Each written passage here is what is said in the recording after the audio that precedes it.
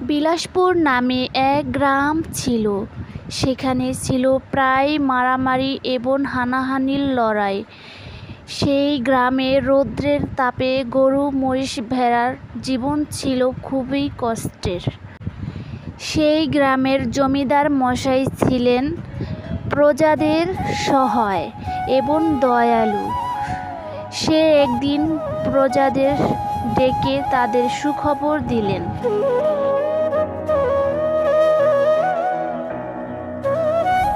দেখো দেখো, রাজপ্রহরী এসেছে, দেখো তোমরা।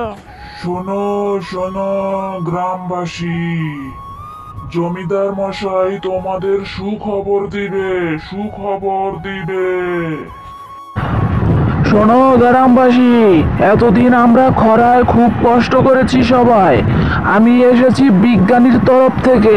বিজ্ঞানী বলেছে আকাশের বুকে নাকি মেঘ দেখা গিয়েছে।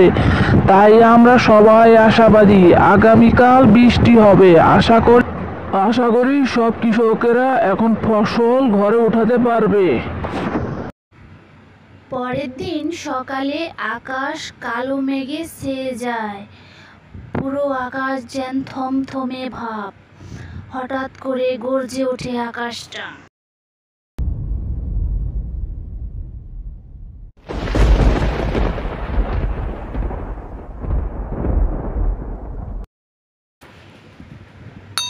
খুশিতে সব কৃষকেরাই ঘরে ফেরে এবং বৃষ্টির পানিতে ভিজতে থাকে। তখন কৃষকেরা কৃষকদের বাসায় ফিরে, কর্মজীবীরা কর্মজীবীদের বাসায় ফিরে।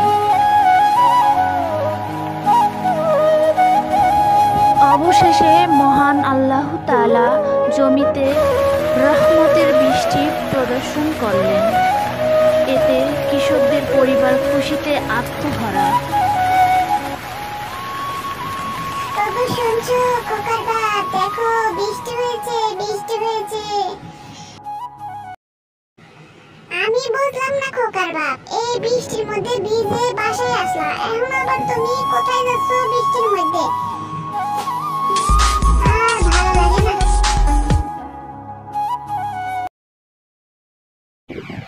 আই বৃষ্টি চেপে ধান দিব পেঁপে, লেবুর পাতা কলম যা বৃষ্টি ছড়ে যা। হ্যাঁ, বৃষ্টি হয়েছে, বৃষ্টি এসেছে, মজা। এই বৃষ্টি চেপে ধান দেব মেপে, লেবুর পাতা কলম যা বৃষ্টি ছড়ে যা। আমরা এখন গোসল করবো। বৃষ্টি বৃষ্টি বৃষ্টি বৃষ্টি এসেছে বৃষ্টি। আই বৃষ্টি চেপে ধান দেব মেপে, লেবুর পাতা কলম যা বৃষ্টি ছড়ে যা। বন্ধুরা মজা করো, আজ আমাদের সুখের দিন। অনেকদিন রোদ হয়েছিল, এখন থেকে বৃষ্টি আসবে, আমরা প্রতিদিন খেলা করতে পারবো।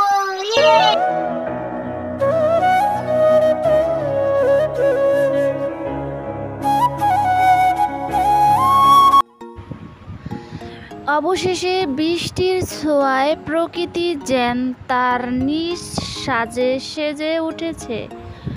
প্রকৃতির যেই মায়াবী দৃশ্য তা আজ ফুটে উঠেছে। বৃষ্টিতে বাচ্চারা নদীতে খেলাধুলা এবং গোসল করে দারুণ মজা করছে। এদিকে সৌন্দর্য উপভোগ করছে গ্রামের মানুষ এবং শহরের মানুষ।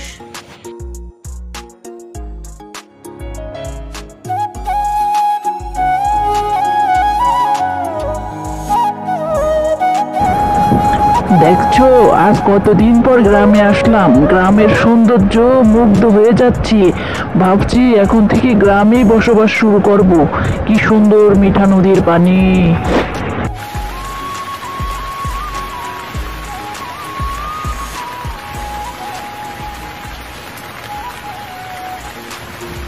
বন্ধুরা, আমার এই কাল্পনিক গল্পটি তোমাদের কাছে কেমন লেগেছে তা অবশ্যই ভিডিওতে বলে যাবে।